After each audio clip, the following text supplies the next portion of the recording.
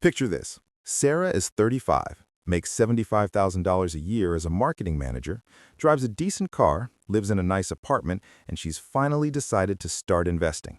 She opens a brokerage account, puts $5,000 into the stock market, and tells herself this is the beginning of building real wealth. She's excited. She's responsible. She's finally taking control of her financial future. She should be on her way to financial freedom. Instead, 18 months later, she's pulled that money back out at a loss. Not because the market crashed, not because she picked terrible stocks, but because she needed it for an unexpected car repair, and then a medical bill, and suddenly, that investment account became her emergency fund.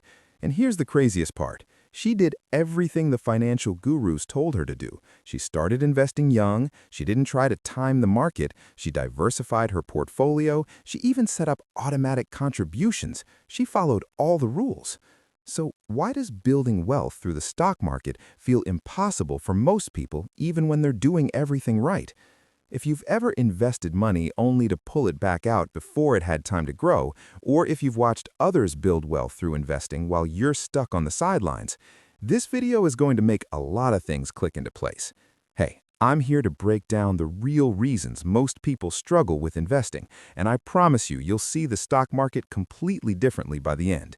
If this resonates with you, hit that subscribe button because we talk about the financial truths nobody else is willing to say out loud.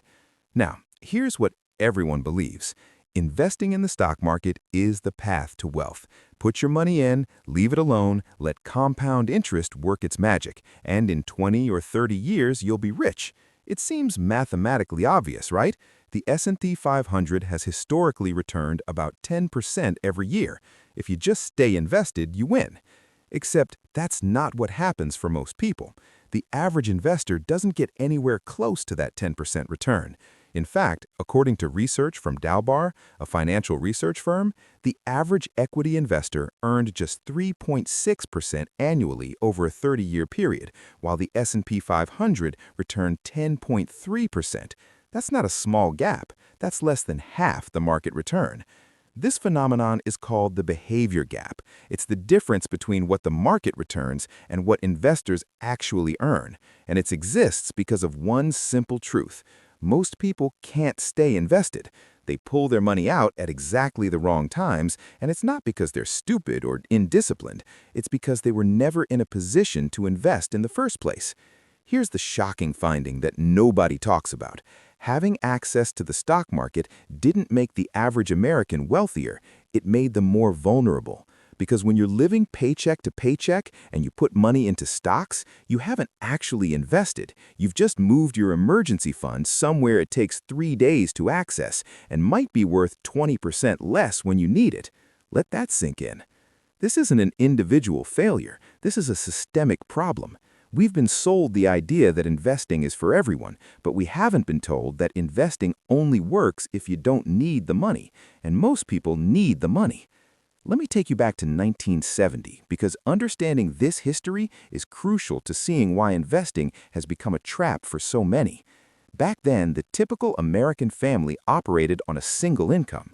The median household income was about $9,000 a year, which is roughly $70,000 in today's dollars.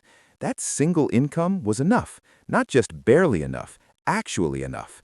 A family could afford a home, spending about 20% of their income on housing. They could afford health care, which was significantly cheaper. They could save money. They had margin in their budget, breathing room to handle unexpected expenses without going into debt. And critically, they had a backup plan. If something went wrong financially, there was a second potential income sitting on the bench, usually a spouse who wasn't in the workforce but could get a job if necessary. That wasn't the goal, but it was insurance. It was a safety net. Now, fast forward to today. The median household income is about $75,000, but here's what's changed. That's not one income anymore. That's two. The exception became the norm. Dual incomes became the default. We've essentially activated the emergency backup plan as the primary operating mode, and we're calling it progress. Let's look at what happened to costs. Housing used to be 20% of income. Now it's 30 to 40% for many families. Healthcare costs have increased by over 600% when adjusted for inflation. Childcare, which barely existed as an expense in 1970, now costs an average of $10,000 to $15,000 per year per child. College tuition has increased by over 1,000%. These aren't luxury upgrades. These are the fixed costs of participating in modern middle-class life. Here's the brutal truth. Today's dual-income families don't have double the financial security of yesterday's single-income families. They have less because their fixed costs expanded to consume both incomes, and they lost the safety net they didn't even realize they were giving up. Now, you might be thinking, okay, but I make decent money. My household brings in $85,000 a year. Surely I can invest something. And maybe you can, but let me walk you through the math of why it's so much harder than it looks. Let's say you and your partner combined $85,000 per year. That's $7,883 per month gross. Sounds substantial, right? First, there's taxes: federal income tax, state income tax, Social Security, Medicare. You're losing about 25% right off the top. So that's $7,883 immediately becomes $5,312 take home. Next, housing. If you're spending 35% of your take-home on rent or mortgage, that's $1,859. Your $5,312 is now $3,453. But wait, there's more. Transportation, car payments, insurance, gas, maintenance, let's say $800 a month, which is actually conservative if you have two cars. You're down to $2,653. Healthcare, even with insurance through your employer, you're paying premiums, co-pays, deductibles. That's easily $400 a month. Now you're at $2,253. Food for a family, $800 if you're being reasonable, down to $1,453. Childcare for one kid, there goes another $1,200. You're at $253. And we haven't even covered utilities, phone bills, internet, student loan payments, credit card minimums, and the 1,000 little expenses that pop up every month. These mandatory expenses can easily eat that $253 and push you into the negative. That's not a typo. That's the reality for millions of households earning above the median income. So let's add it up.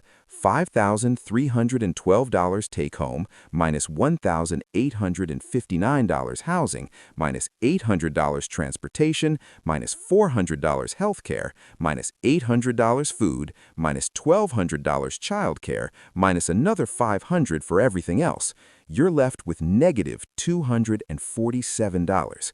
And you wonder why you can't invest $500 a month like the personal finance influencers tell you to. Here's the psychological trap. You see that $85,000 gross and it looks like wealth. It looks like you should be able to save. The bank looks at that number and approves you for a mortgage. Your friends see your household income and think you're doing great. And technically, you can afford your lifestyle as long as nothing goes wrong. You bought the house based on what two incomes can afford. You committed to the car payments based on two incomes. You chose the neighborhood and the childcare and the lifestyle based on two incomes.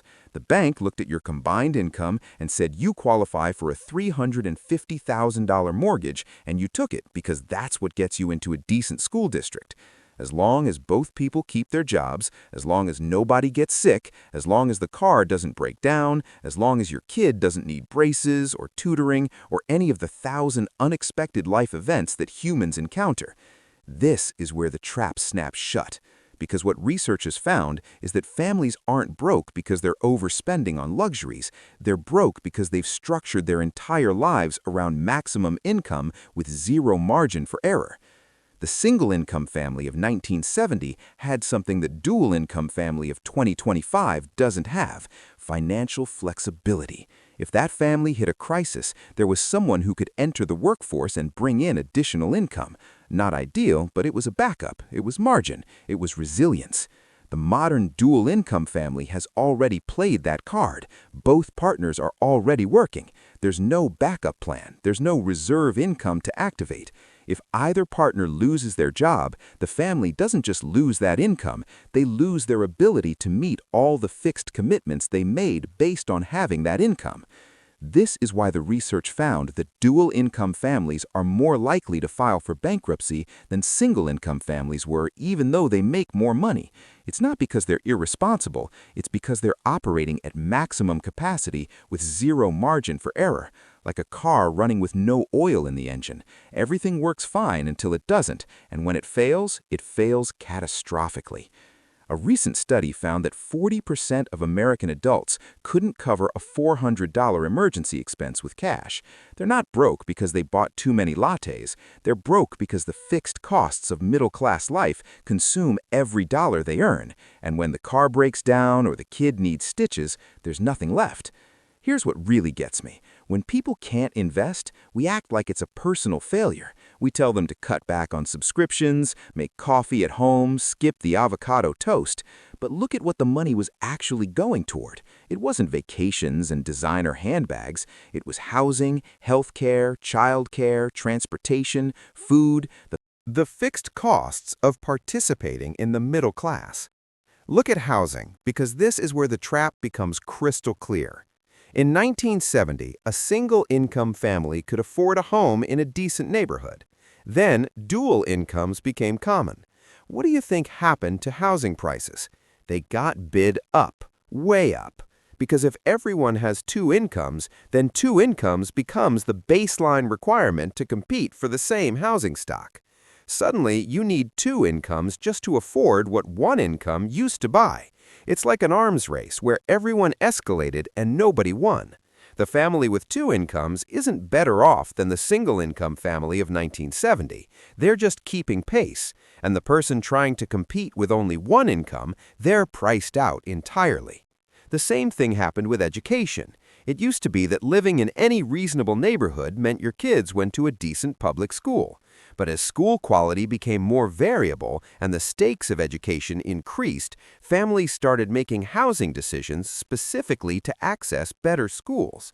This created a bidding war for educational opportunity. You're not paying private school tuition, but you're paying the equivalent in your inflated mortgage or rent to live in the catchment area of a good public school. And once you're locked into that mortgage based on two incomes, you can't go back. You can't downshift. You can't decide one partner wants to stay home or start a business or take a lower-paying but more fulfilling job. The trap has closed. Now, you might be thinking, okay, but what am I supposed to do? I can't just not pay for housing or healthcare or food. And I hear you.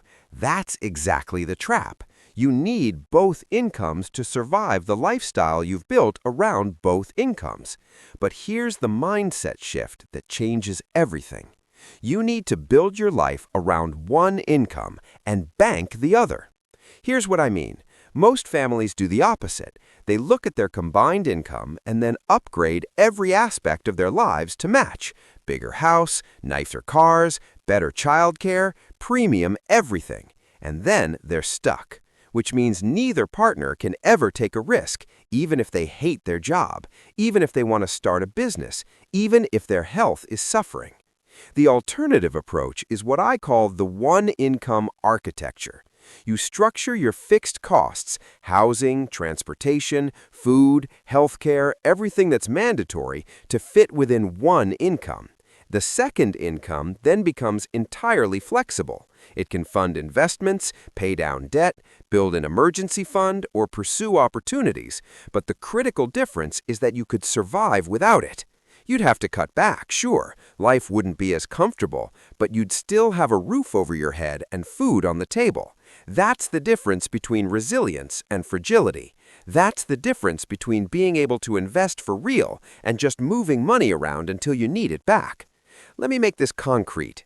Say your household makes $85,000. One partner earns $50,000 and the other earns $35,000. Instead of buying a house that requires $85,000 to afford, you buy a house that requires $50,000 to afford. Instead of two new cars, you buy reliable used vehicles. Instead of the most expensive childcare option, you choose good but not elite. Instead of the top school district, you choose a solid one. You bank the difference. That second income, or at least the majority of it, goes straight into building actual financial security. Emergency fund first, then pay off high-interest debt, then invest in index funds. Every dollar you invest is buying back your time, your choices, your freedom. It's buying the flexibility to leave a toxic job, to start a business, to go back to school, to take care of aging parents, to actually have a choice about how you spend your life instead of being chained to two incomes just to keep the lights on. This requires sacrifice in the short term. It means living in a smaller house than you technically qualify for. It means driving cars that work but don't impress anyone. It means explaining to friends why you're not upgrading your lifestyle even though you can afford to. It means resisting the social pressure to keep up with everyone around you who's spending every dollar they make. But here's the payoff. Within 5 to 10 years of investing that second income consistently, something magical happens. Your investments start generating their own returns. Compounding takes over, and suddenly you actually have what you thought 2 full incomes spent on lifestyle would give you in the first place: security, flexibility, and freedom. You're no longer one emergency away from financial catastrophe. You're building wealth instead of treading water. You can make decisions based on what you actually want rather than what you can afford this month. That's real wealth. That's financial independence, and it only happens when you refuse to let your expenses rise to meet your income. I want to leave you with one final thought that reframes everything. The behavior gap isn't really about poor investing decisions. It's about the fact that most people were never in a position to invest in the first place. They were taking money they needed for survival and putting it somewhere they couldn't access it easily, calling it investing, and then blaming themselves when they had to pull it back out. Our grandparents, with their single income and their safety net, had something we've traded away: margin, breathing room, the ability to weather a crisis without losing everything. We traded that security for bigger houses and nicer cars and the appearance of wealth. But appearances aren't wealth. A high income isn't wealth. An expensive lifestyle isn't wealth. The families who thrive financially in the modern economy aren't the ones who maximize their lifestyle. They're the ones who structured their lives to survive on less than they make, who've built genuine savings, and who treat investing as something you do with money you truly don't need for years. That's the difference between playing at investing and actually building wealth. You can work your way out of a lot of problems, but you can't work your way out of a trap you don't even know you're in. Now you know. The question is what you're going to do about it.